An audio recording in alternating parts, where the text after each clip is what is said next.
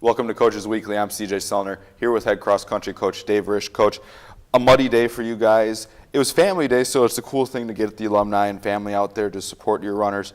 But a muddy day nonetheless. But your team really kind of put together a good performance. PRs on both the men's and women's side. Starting on the women's side, Rachel Smithley leads it despite a variety of issues that we talked off camera. But other than that, the young guns came and there was a PR on the women's side.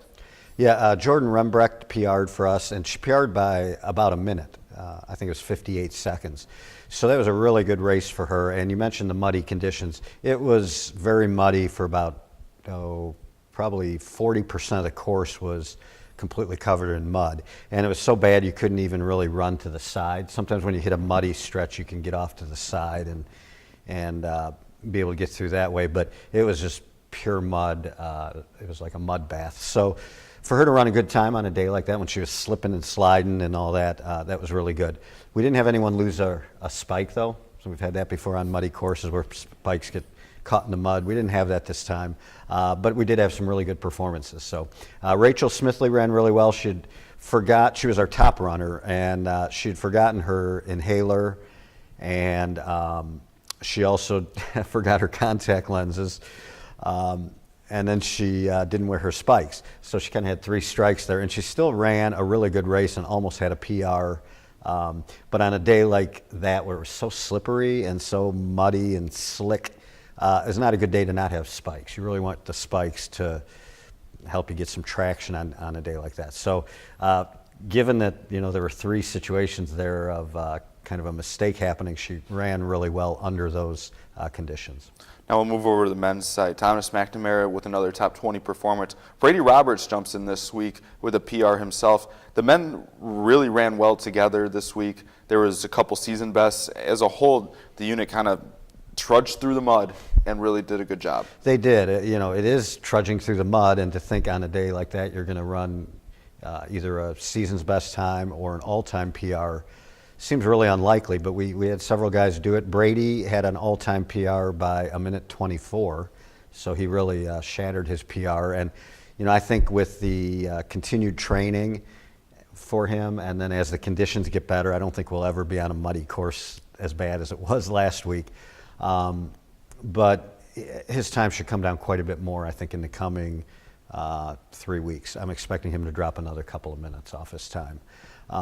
So he had a big day. And then Thomas McNamara, he's really learning how to race the 8K. Of course, he's used to 5K in high school, and there was some adjustment period and kind of a learning curve for him, but he's learning how to race it. And one of the keys that we've been emphasizing with him is to run strong through the second half.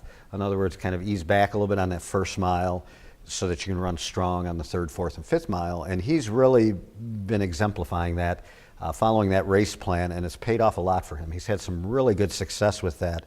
For example, on Friday, he was in like 25th to 30th place at the mile.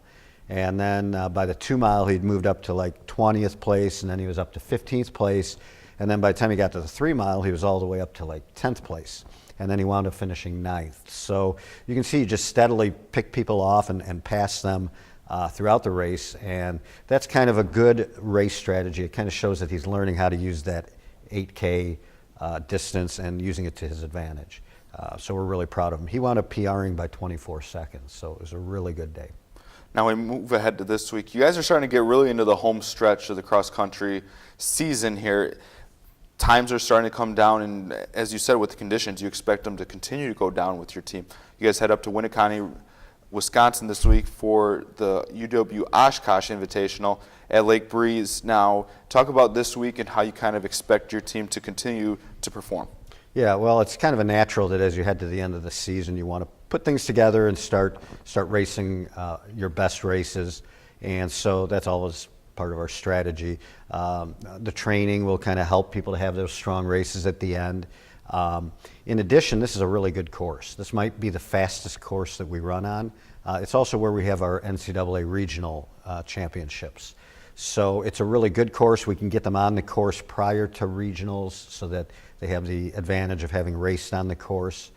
And the competition is going to be great. I mean, this will be right up there probably with Augustana as being the meet that has some of the toughest competition for us. So it'll be a good challenge, especially for a couple of our top runners, but really for everybody to get out there on a good course with some good competition and kind of have that race going into conference as kind of a confidence builder. Now talk about it. Not many people know cross country well enough. What makes for a fast course? Yeah, there's a lot of different things. You want really good footing. If it's rough footing, it's just going to slow things down by kind of slowing down the reaction time from your foot as it hits the ground on every step. You also want something that doesn't have a lot of turns, because generally if you have a sharp turn, it's going to slow you down. So you want something that has a real nice rounded turns and kind of has more flowing straightaways.